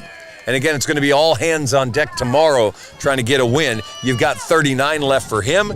You have what's left from Howe, who threw 25 pitches, so he's got 85 pitches left as well. We start the 6th inning with a first pitch called strike to Preston Baker. Baker with a flyout and a strikeout. I may not have been paying attention. Where are we with Neighbors? Pitch count-wise. Neighbors through 72, so he's still got 38 pitches left. Got plenty of bullets tomorrow. Yeah, just those 3 guys. Not even counting WT. You got 3 guys who have plenty of pitches left. 2 balls and no strikes. Keith makes it 3-0 now as he misses inside. And again, part of this strategy is save what you got left for gamble. Gunnar Keith on the year. This is his 6th appearance. He's thrown 6 innings, 1 hit. Walked 1, struck out 7. And gets a strike on the 3-0 delivery. You expect to see Gunnar probably in the rotation next year. He may be a reliever next year, but he'll be getting a lot more innings. That one comes in. So what do? They reset the count? What are we doing here? 3-2. That pitch actually got in there for a strike. They zeroed the count on the scoreboard, but the umpire says it's 3 balls and 2 strikes on the pitch that looked like it may have gotten the knob of the bat. So it's 3-2 now. 4-0. Celina leads 6th inning. Swing and a foul ball, and we'll try that again. Celina with 3 runs in their big 3rd inning. They picked up another one in the 4th on just a couple of plays that shouldn't have probably happened. Not that it would have mattered. So far, the Leopards can't do anything with Spencer Kuhn. The 3-2 pitch actually hits Preston Baker in the leg, and so he trots on to first base, leading off the 6th inning. So if you didn't get the indication when they handed in the lineup card, by now you kind of get the sense, all right, if I'm Zach Fowler, I was hoping I could get some runs, but I wasn't betting on it. I'm playing for tomorrow. The number 6 hitter, Spencer Kuhn. Now Kuhn with a hard ground ball. That's going to get past WT and into left field. Kuhn's first hit of the game. And runners are at first and second with nobody away. And Gavin Reed coming up. Reed with 2 singles. He hit one in the 3rd, and then his single in the 4th was the ball that kind of got Colin Evans in between. Do I dive or do I not? And when he didn't, the ball skipped past him and ended up putting Reed at 3rd, where he would come in and ultimately score on a wild pitch. And Chuck, on the flip side of things, it feels important here. If Celina can tack on 2 or 3 runs, they can save the bullets left from Kuhn for tomorrow as well. And so he's at 90 pitches. You cannot let him get to 4, 5, or 6 here. Bunt put down. Howe's got it. He'll make the throw, bounce it toward first, and it goes wide to Maddox Moore. And a run's going to come in and score. Now they're going to wave a second run across, and Celina just did exactly what you were talking about. They picked up 2 runs on the throwing error by Tristan Howe. And now it is 6-0. That changes the complexion of this one dramatically. Well, no, it changes the complexion of tomorrow maybe dramatically. Sure, I mean this one as in a series. Yeah, oh, there's no question. I feel like Kuhn's probably gonna be out of this game, and 6 runs feels almost insurmountable in this spot. If I had to define it, if that makes sense. Ethan Delgado up now. They were just trying to bunt the runners over. Delgado smacks this one right center. It's getting past everybody. Another run's going to trot in to score. Delgado's still going around second. Evans' throw to the cutoff man will stop him at 3rd base. But Celina's unleashing the bats right now. And it's all moot if they tack on 3 more here. Reed scored. You don't have to make that decision. 3 runs across in this inning. It's a 7-0 lead. And Fowler's going to come out and bring his infield in. And that's all for Gunnar Keith. They're not going to even keep him out there any longer. And that, I think, we'll talk about just for a second, is Tristan Howe's going to get the ball to try to finish this inning out. That's trying to keep confidence for Gunnar Keith. That's not like, oh my gosh, why bring Tristan back in to pitch, let Gunnar just finish it out at 7. That's about confidence, and you don't let your young pitcher get smacked around in a game against a team that's the best team in the state in 4A at the moment. Absolutely. This isn't Major League Baseball. You're not going to make him wear it to save the bullpen. And so Keith doesn't get any outs in his appearance. He faces 4 batters, hit 1, gave up 2 hits, didn't get helped any by the error behind him. And 3 runs have scored. He's responsible for the guy on third as well. And Tristan Howe's going to come out and try to finish this thing out. Howe yesterday got the start. Had a great first inning as he mowed down the Bobcats 1-2-3 in the first and then ran into trouble in the second. He didn't get an out in the second inning. Gave up 2 walks, 2 hits, 4 runs came across, and his day was done as Dylan Neighbors came in relief. And these aren't meaningless pitches. You come out here and you throw strikes and you get out of this jam, you can carry that momentum over into tomorrow after struggling yesterday. And again, I think knowing that I've still got Gamble and I've still got Howe's pitches and I still have some of Neighbors left allows you to burn some of Howe. Howe had the least amount that he'd thrown yesterday with the 25 pitches, so you can use him up a little bit here. As he starts off with a pitch that misses to the number 9 hitter, Jose Mendez. 7-0 Celina. They put up 3 more in this 6th inning. And make it 2-0 as Howe bounces that one. Neighbors can't find the ball, and now he does. Runner does not advance. So it began with a hit batter, a single, an error on a throw on a bunt that was put down by Gavin Reed that let 2 runs score, and then Delgado just tripled, driving in another run. And Mendez fouls that off to make it 2 balls and 1 strike. Wish my wife wouldn't do this. My son got his first haircut today. Uh-oh.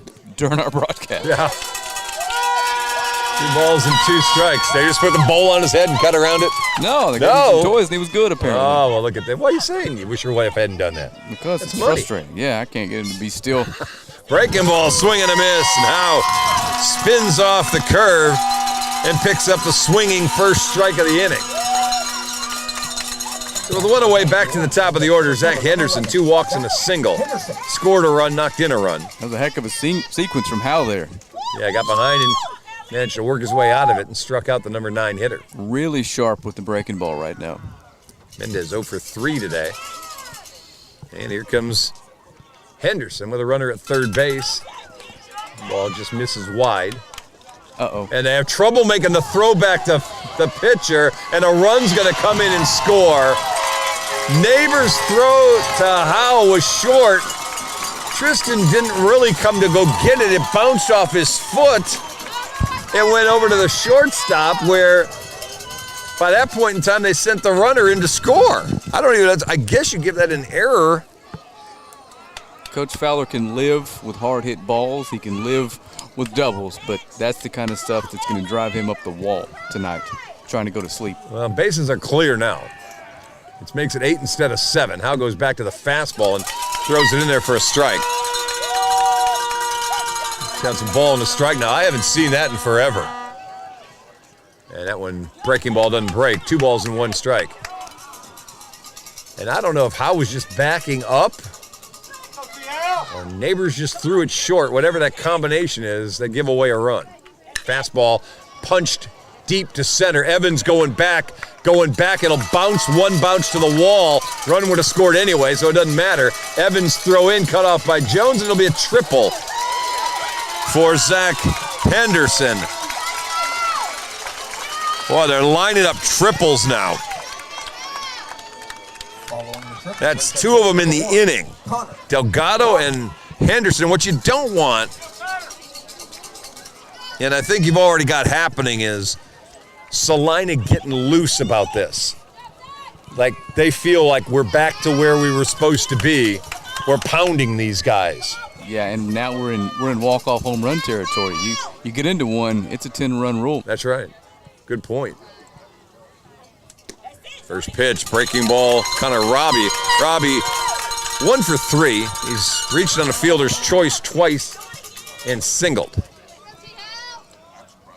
That one bounces in there, and they started to send Henderson, but decided last second, nah, we'll just stay here. Yeah, and if that does happen, Chuck, you can't come into a winner-take-all game 3 on a higher note than that. So No, and let's make them work for it. You save them having to make a decision about Spencer Coon. I think their decision's probably made anyway. He's not coming out. That one bounces again. 2 balls and 1 strike. Gotcha. I misunderstood. You mean not coming Yeah, out to the mound, not they don't coming even out have of to the make game. a decision about it. It would be made for them. Gotcha. With a 10-run rule game, he wouldn't have to come out in the 7th. Gotcha. I took that as he's not coming out of the game. 1 out in this inning. Swing and a miss as Robbie was trying to hit the 2-run homer. Geared up for a 2-1 fastball. Didn't get it anywhere near the zone. Yep, 2 balls, 2 strikes. Looks like his decision was made before that left his hand. Leopards with just 1 hit in this game. Spencer Coon, if you're handing out stars of the game, he's going to get it.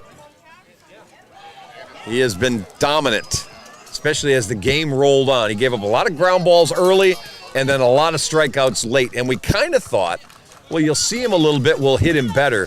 We hit him worse. Oh, and a breaking ball that doesn't get the zone, and it's 3-2. Did he call that high? Yeah, he called it up. He called it up. 3 balls, 2 strikes. It looked up. All righty, everybody in the building knows what's coming. Let's see if we can throw one by him. Fastball, grounded hard, third base side foul. Robbie will get another chance at it. All right, well, Leopard fans, don't do anything tomorrow afternoon. You need to pencil 2 o'clock onto your schedule. You're either here, you're listening, or watching, and there's ball 4. Preferably here. This place has room for more Leopard fans. The biggest spot of the year. Come show up. Howe gives up a 1-out walk, and now Fowler's going to take another walk out. You can listen to the great Chuck Zach on your phone if you like, from the stands here. We're going to have another pitcher in the inning as Howe's day is done. And this one I'm not sure I necessarily understand. Other than, do you just not want to burn any more pitches? Maddox Moore is going to get a chance to warm up. He hasn't pitched in quite a long time. Had arm issues a little earlier in the year. He was pitching in some of the tournament games before district started, but Maddox really hasn't gotten a chance to do anything since then. And I'm going to go to a similar reaction, I think, about pulling Howe right now. And I think that is, you don't want Howe any more than you want Gunnar Keith facing potentially tomorrow and feeling bad about how this outing went. Sure. And we're in the heart of the order as well. You know, you don't want them seeing him any more than they have to, especially in a non-high leverage situation. So Howe faced 3 batters, gave up a hit, a walk, and had a strikeout. And now Maddox Moore becomes the 4th pitcher of the day for Liberty-Eylau, who still are looking to get 2 more outs in this inning, as Maddox Moore continues his warm-ups. Yeah, we've seen 4 or 5 triples from Celina today. If they hit one here, we're going home, Chuck. Yeah. Well, we're not. You are. Well, we're all eventually going home. I'm going to be here for a few minutes, wrap it up. We've got games going on tonight. Cal Allen and Bernie are going to play game 2 of their series. If Bernie happens to win, Cal Allen won game 1 yesterday, then we'll have a game 3 tomorrow in San Antonio in that series from Region 4. In Region 1, Stephenville and Canyon are tied at a game apiece, with game 3 being played now. Spring Hill's already won Region 3. They eliminated China Springs. There's a fastball for a called strike to Major Brignon. And, of course, in this series, it looks like we're going to have a game 3 here. No balls and 1 strike. Off goes the runner from first, and that one comes inside and behind Brignon, it looks like. And so the runners are at second and third now. Celina's playing to get those 10 runs. They're not messing around with giving the Leopards any breathing room for any positive stuff with the bat at the end of this. They want to get the 2 runs and send the Leopards to the house. And they're going to bring in a runner for Connor Raby now, their catcher. They'll bring in a faster kid. You're Leopards at home listening or watching, you're going, what the heck is all that? What it is exactly what I just said. They don't want the Leopards to have any positive thing coming out of this in the 7th inning. They're trying to make this 10 runs and move on. 1 ball, 1 strike to Major Brignon. Brignon with a double play grounder, a triple, and a single. And this one He tops foul, third base side, and the count's 1-2 to their shortstop. And on top of that, you save whatever bullets the pitcher was going to use in the top half for tomorrow. Yeah, that's the part you don't like. You just gave them a chance to bring in their guy. Now, do you use him as an opener or use him as a closer?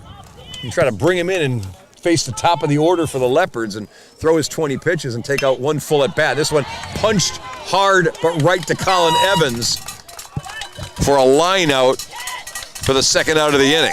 Or option C, and what I think he probably will do is he's going to use him as a fireman tomorrow, Chuck. Yeah, well, I can see that. But I also think if I got 20 pitches and I can face Jones and Howe and Pipes one time and take one of their at-bats away, why wouldn't I? Absolutely. It's a good problem to have. Yeah. You let the Leopards load them up with an out or two, and all right, go get them. All right, so there's 2 away. Kingston Handgartner up now. Handgartner's 0 for 3. Strikeout, ground out, fly out. He gets a base hit here. They're going to walk this off. They put up 3 third-inning runs, 1 in the 4th, and here in the 6th, the floodgates just opened up. 4 runs across already. Runners at 2nd and 3rd. Fastball misses for ball 1.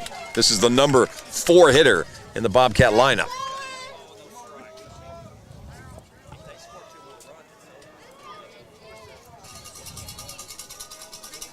Maddox Moore. A little drop of the angle of the arm there, but he misses a little low and outside. 2 balls and no strikes.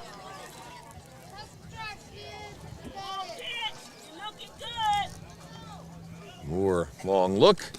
He brings one in, and Handgartner swings through. Moore had just 1 game this year that he had pitched.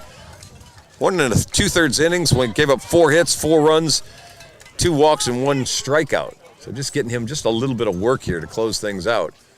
He misses low, 3-1. Uh-oh. 3-1, you're looking for a fastball middle, and you're looking to send this thing over the scoreboard and send us to game 3. Bobcats trying to bounce back from having their 14-game winning streak snap. This one lifted to, center. It'll be Evans who will call for it. He'll make it in deep center field. 9 guys come to the plate for the Bobcats. They get 4 runs, courtesy of 3 hits. There was a walk and an error, and 2 men left on base. We'll go to the top of the 7th. Leopards are going to have to come out and swing the bats one more time, trailing 8-0. Here on News Talk 107.1 and on Texarkana Game Day. Craving Tex-Mex that tastes like home? Look no further than Tamales Mexican Kitchen. Family owned and operated since 1992, we bring Texarkana the freshest flavors this side of the border. We use only the highest quality ingredients with fresh vegetables chopped daily. Our salsa is made from scratch with steam-peeled Roma tomatoes for a taste that explodes with flavor. We don't settle for anything less than USDA All-American meats, like our signature skirt steak fajitas. Every dish is made with love, from our kitchen to your table. Make Tamales your go-to spot for Taco Tuesdays, Enchilada Wednesdays, or any day you're craving a taste of home.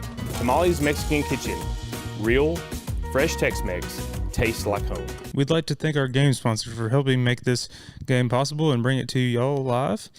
We'd like to thank Giles Body Shop, Brighter Tomorrow Foundation, R&R Crawfish and Fish Market, Mary Maids, the Design Center at Red River Lumber, C&D Mechanical, Legacy and Holiday Cleaners, Kelly Eves Remax Preferred, Davis Lumber and Hardware, Custom Car Care, Star International, and Autotech. Again, thank you to these sponsors for help making this coverage possible.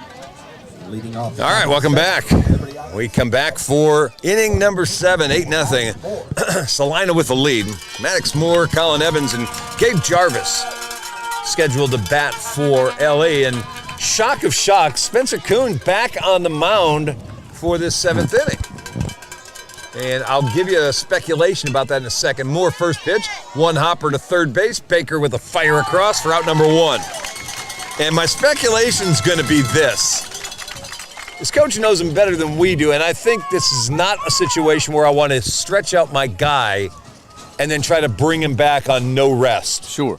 That probably is what's happening here for Celina. They're going to pitch him all the way out, and that'll be the end of it. And in the grand scheme of things, there's more to this game than winning Game 3 tomorrow. This young man's arm is obviously his golden ticket for his immediate future. So, you don't want to risk anything there. Colin Evans up now. He's looked at 2 pitches out of the zone for a 2-ball, no-strike count. He's walked and grounded out. And if that's the reason he did it, I commend him. You don't see that these days too much. 2-0. Let's make it 2-1. Pitch over the inside part of the plate to the lefty Evans.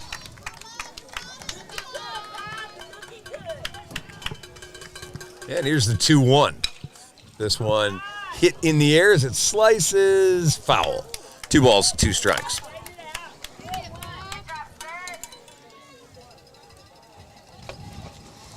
So we'll get back in the box and do it again. Evans with 1 away and an 8-0 Celina lead. Gabe Jarvis waits on deck. Game 3 tomorrow, right back here at Winsboro. Evans has walked and ground out, I believe, tonight. Yep.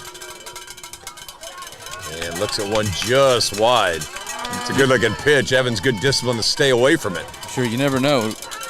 Took about 3 seconds to figure out if he's going to call that a strike or not. 3-2 pitch fastball that he waves at one that looked a little high, maybe out of the zone, but got a piece of it and keeps the at-bat alive with a 3-ball, 2-strike count. Jarvis threw the ball to the catcher and hit the umpire square in the back. Well, he's probably not the only one wanting to do that. Obviously unintentional, but his reaction was hilarious. Handful of guys probably wanting to do that. 3 balls and 2 strikes. Fastball, that is up, and Evans' second walk in this game, 5 walks in 2 games. Been really impressed with that young man at the plate this series. Yeah, well, the thought was for Celina that getting 10 runs means you can get no positives if you're Liberty-Eylau with their bats. They got a chance maybe to do some positives now. Here's Gabe Jarvis, fastball right back to his velocity in an inside corner first pitch strike. And Chuck, it's baseball. You find a way to load him up here. He reaches his pitch count. Next kid comes in, doesn't have it. You just never know. That one, a spinner, just misses inside. Jarvis, I already know what's going to happen from his family. Stay in there. Take that hit. Don't back away from getting hit by that pitch. 1 ball, 1 strike. Fastball he fouls, and it's 1-2. That's the thing that we love the most about baseball. There is no clock. No, we don't necessarily love that. I'll be honest with you. Some days I wish we had a clock. Fair enough, yeah. 1 ball, 2 strikes. Here's the pitch from Coons, off speed, topper. It's Coons going to go to second base, Bignon. The relay not in time. They'll get the fielder's choice grounder that gets Jarvis on base. Force out, gets rid of Evans, and now there's 2 outs, and the Leopards are down to their final one with Dylan Neighbors coming up, who's 0 for 1 with a sacrifice bunt and a strikeout. The good play, probably a tad bit more risky than your coach would like, up 8. Just take the out. First pitch called strike. 0-1. 8 strikeouts from Coon today. He's given up 1 hit, 4 walks, 8 strikeouts. Here's the pitch. Breaking ball. He had Neighbors whiffing at it, and the count's 0-2. He's at 104 pitches if you're interested. Is Coon a senior? Yes.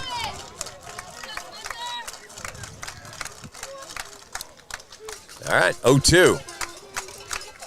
Pitch on the way. Just misses wide.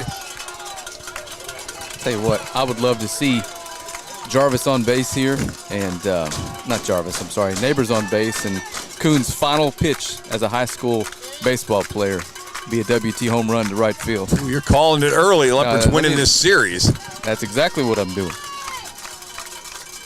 I think he's got other plans about playing next week in Austin. The 1-2 misses a little off again, 2-2. As long as he doesn't cross 110, he can come out and face a batter tomorrow. That's probably not happening. Fastball doesn't matter. He strikes him out. 9th strikeout of the ball game. Leopards with no runs in the inning. They left 1 more man on base. 9 total strikeouts for Spencer Coon, who goes a 7-inning, 1-hit shutout And Celina has tied up this series with an 8-0 win. And we'll be back at 2 o'clock tomorrow to do it all over again. In the biggest spot of the year, Jarvis comes out and does what I did not think could be done to this Leopards Boss Club. Just completely mows them down. Yeah. Well, I think, again, putting WT in a position to pitch tomorrow sent the message to everybody, if we don't win, it ain't a big deal. We're going to come out with our guy tomorrow, and we're going to try to win this series and head down to state for a second straight year. All right, well, that's going to wrap it up for us. Appreciate you tuning in. We're back here again tomorrow. We'll battle the heat, we'll battle the rain, we'll battle whatever comes, including some Bobcats as the Leopards try to take their way one more time to the state tournament. Final score 8-0. For Zach Doty, Frank Sides, I'm Chuck Zach. You've been listening to News Talk 107.1 and watching Texarkana Game Day. So long, everybody. We'd like to thank Lynn Pierce of Exit Realty Unlimited for sponsoring today's game. Lynn is a retired Sergeant Texas Highway Patrolman, a licensed real estate agent in both Texas and Arkansas, and of the Notary Public. Lynn is also a member of the TASO chapter of this area. And so we'd like to thank Lynn for his sponsorship of this game and helping bring this coverage of Liberty-Eylau baseball. We'd like to thank our game sponsor for helping make this game possible and bring it to y'all live. We'd like to thank Giles Body Shop, Brighter Tomorrow Foundation, R&R Crawfish and Fish Market, Mary Maids, the Design Center at Red River Lumber, C&D Mechanical, Legacy and Holiday Cleaners, Kelly Eves Remax Preferred, Davis Lumber and Hardware, Custom Car Care, Star International, and Autotech. Again, thank you to these sponsors for help making this coverage possible. We'd like to thank